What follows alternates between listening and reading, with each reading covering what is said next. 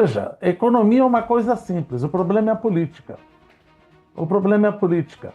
Você vai ter que mexer em interesses enraizados. Então, aquele que paga imposto chega para o governo e fala: vem cá, me diz uma coisa, não tem absolutamente mais nada para cortar desses 9 trilhões de reais, então você vai aumentar mais impostos ainda? O que a gente faz? Ninguém aguenta mais tanto imposto nesse país. E agora esse debate do IOF e tantas outras coisas que estão acontecendo no Brasil e que a gente vê, por um lado, o governo federal com um gasto muito alto, né, procurando tentar resolver os problemas sociais do Brasil, porque também não é um gasto sem utilidade, é um gasto de serviço, mas, por outro lado, a gente vê uma fração da população pagando essa conta e muitas vezes gente que está pagando o pato. Eu queria entender um pouco dessa questão dos impostos, como é que a gente pode melhorar essas cargas no Brasil.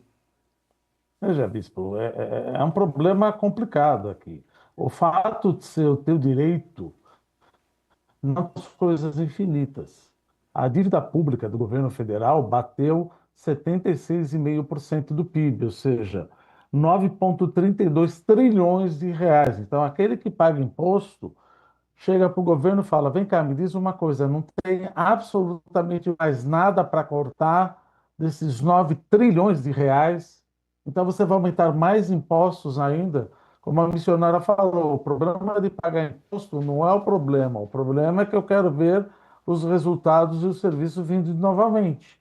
Agora, a gente fala que, por exemplo, algumas pessoas estão achando que isso é uma boa ideia. Sim, mas não volta para as pessoas, no caso do Brasil. Então, esse é um problema que, quando você aumenta o imposto, ele acaba indo para preços. Acaba indo para preços, acaba indo para a inflação. Então, uma coisa que a gente tem que deixar absolutamente clara: quando o governo gasta demais, ele imprimir moeda. Não, não pode fazer isso porque isso é inflacionário. Perfeito. Então ele tributa. Já não dá mais para tributar, como você falou.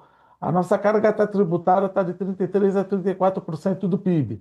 Bom, então ele pede emprestado para os poupadores. Os poupadores já estão educados, por isso que eles pedem mais taxa de juros para emprestar para o governo. Por isso que a taxa de juros fica tão alta e estrangula mais a economia ainda. Chama o efeito deslocamento. Desloca o setor privado para financiar o setor público por causa dessa gastança desenfreada que tende a piorar provavelmente no ano que vem, pastor. Agora, professor, quais ações então o governo deveria tomar para que a gente tenha uma melhor qualidade de vida e isso pese menos para o bolso do brasileiro? O que tem que ser feito hoje, na sua ótica, e com urgência? Veja, economia é uma coisa simples, o problema é a política. O problema é a política. Você vai ter que mexer em interesses enraizados. Por exemplo, você tem de renúncia fiscal mais ou menos 544 bilhões. Todo mundo quer o seu quinhão. Ninguém quer abandonar. Desses 444 bilhões de renúncias fiscais, pelo menos 289, vamos arredondar, 300 bilhões, não pode ser mexido porque a Constituição não permite, que é o BPC, que é etc. Então você tem para 244. O governo falou que vai cortar linearmente 10% desses 250. Ou seja, vai cortar então 25 bi apenas. E outra, só 10%. O que deveria acontecer? Como eu digo, o fato de ser teu direito não transforma as coisas infinitas. O governo não tem dinheiro. Não adianta. Paga juro porque o governo pede emprestado para o setor privado e o poupador está pedindo mais juro para emprestar. Uma coisa que poderia ser feita, por exemplo, correção das aposentadorias, ao invés de ser pelo salário mínimo, poderia ser pela inflação. Porque aqueles que são aposentados podem pegar o dinheiro corrigido pela inflação e investir em títulos públicos.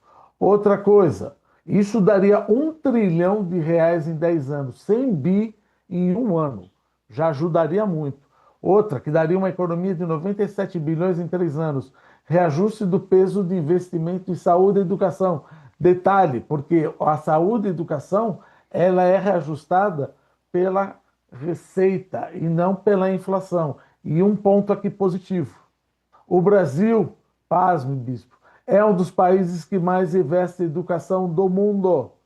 Só que nós investimos muito mais no segmento da ensino superior do que no ensino fundamental. Só para você ter uma Uhum. ideia, nós investimos US$ 3.000 no ensino fundamental, enquanto países da OCDE investem US$ 12.000 no ensino fundamental. Porém, investimos US$ 15.000 no ensino superior e a OCDE investe US$ 13.000 no ensino superior. Se você pegar os países que mais deram certo, eles passaram a investir muito mais no ensino fundamental, ajudar a criança a ler e escrever. Agora, no caso de saúde e saneamento básico, é um problema terrível, porque vamos combinar, 50% da população brasileira, esse é um dado horroroso, não tem acesso ao saneamento básico, está Absurdo, né? sem tratamento de esgoto. E 90% da zona da área, da região norte, não tem tratamento de esgoto. Crianças de 0 a 7 anos vão padecer de problemas de subnutrição, diarreia, vômito, vai prejudicar o novo trabalhador. Isso que precisa ser endereçado, não criar mais impostos para gastança em emendas parlamentares. Aí fica complicado. Veja, economia é simples, pastor. O problema é política. Tá certo. Eu concordo com a sua opinião e digo que o senhor será sempre muito bem-vindo aqui para dar esses pareceres e esclarecer para a população brasileira esses fatos, né? Quando a gente, numa casa, gasta mais do que recebe, a tendência é essa casa ficar bagunçada. É fato. Exatamente. Muito obrigado pela participação. Muito obrigado. Um grande abraço a todos.